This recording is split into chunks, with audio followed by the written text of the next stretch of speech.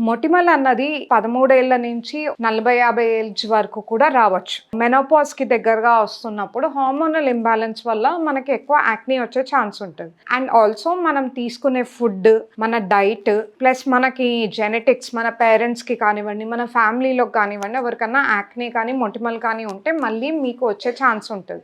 So, యాక్నీకి different causes అన్నవి ఉంటాయి.